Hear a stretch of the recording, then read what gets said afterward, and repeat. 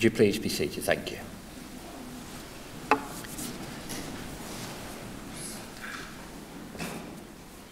Ladies and gentlemen, the death of someone close to you is painful beyond words. You may be feeling many emotions at this time. For some, it's a time of great shock. We just cannot believe that this has happened to us.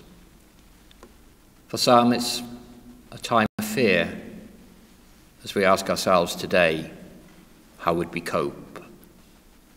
It is a time of loneliness. We feel confused and exhausted. What I myself have always considered to be paramount is what we have done with our lives in our time here. And also to remember that your love will live on beyond all goodbyes. And so now today, ladies and gentlemen, we have gathered together to give now our thanks and praise, and also to celebrate the life of our friend Jack. In doing so, allow me now to take you back in time to when Jack himself was born on the 27th of September of 1923 here in Coventry, a loving son to his parents of Edith and Bertram, and also a loving brother to his family, Mary, Mavis and Margaret. Jack himself, he was schooled at what was known as the Technical College, and growing up, Jack, he recalled camping a lot around the Baggington area. Now, during the war years of his life, he served in the Navy on top ships and then submarines, the U-class. The last one was the Ursula, spending 6 months in America, having a refit and researching this. I discovered that this submarine actually entered service in 1938 and saw action in the Second World War in the North and Mediterranean seas. As we can also appreciate, those would have been times of great uncertainty for Jack, as they would have been for many others, as they faced those daily hardships and the shortages that people would face with the world at war. However, I guess Jack, he would have taken this all in his stride. After all, he came from a very unique generation. It's also in America that he enjoyed a straight whiskey, and for those of you who knew Jack, apparently he knew his whiskey very well. Now, it was whilst on leave from the Navy that Jack and Alice met, and it was from that meeting that their love, it was indeed to blossom, and they later married in June of 1945 at Hersel Baptist Church, spending much love and devotion to one another. From their marriage, they have their loving children, Barbara and Elizabeth, with later loving additions to their family of sons-in-law, Eric and George, loving grandchildren, Mark, Julie, Rachel, Emma, Mandy and Rebecca, and also the loving great-grandchildren of Abby, Kaylin, Sarah, David, Lachlan, Jasmine, Stella and Ella. A working life for Jack was that of a builder at the council and other individual companies, and then for himself, and was also the secretary of the Builders' Union. But away from his hard-working life, Jack, I understand, he enjoyed golf with George, described to me as not a bad golfer. He was also a very keen sportsman, enjoying cricket, tennis, football and running, indeed a very fit man who enjoyed his time with the cricket at Lord's, and was also a very good sketcher. Jack, as you know, he was a very fair man who would stand his ground. He was an animal mad, I was told, and liked the countryside.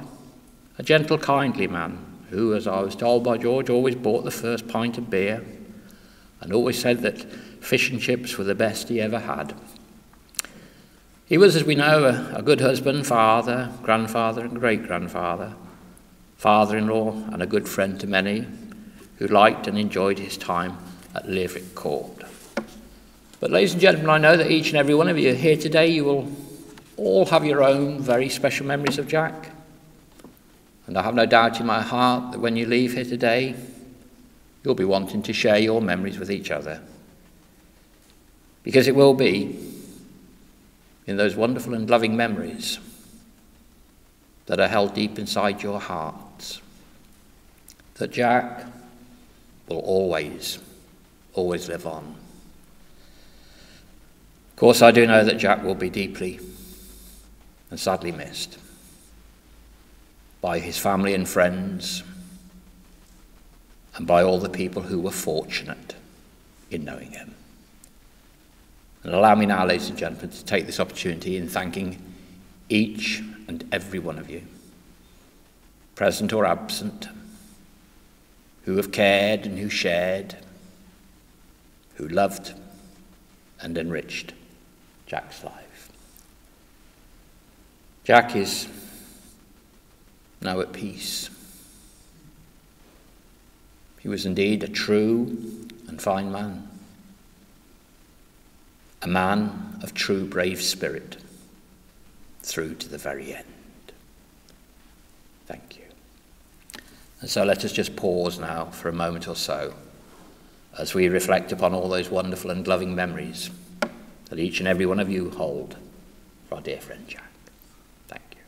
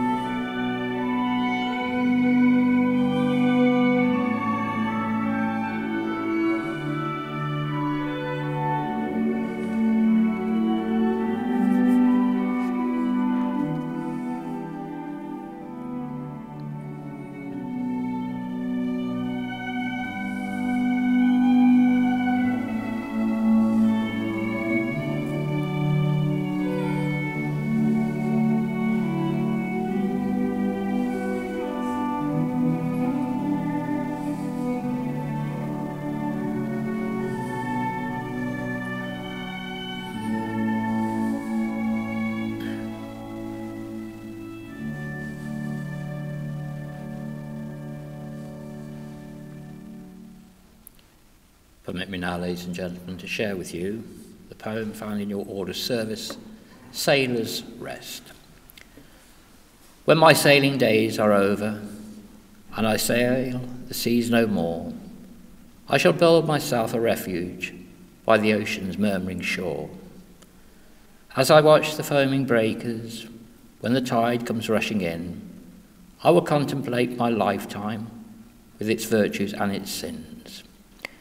Where the azure of the heavens meet the undulating blue, where the sweeping soaring seagull flies its endless quest for food.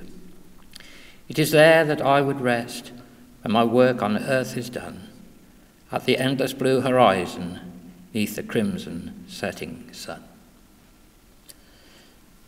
And now I have to ask, ladies and gentlemen, that you would all stand for the act of committal and commendation.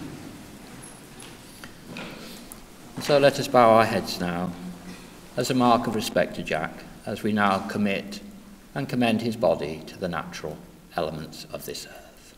Thank you.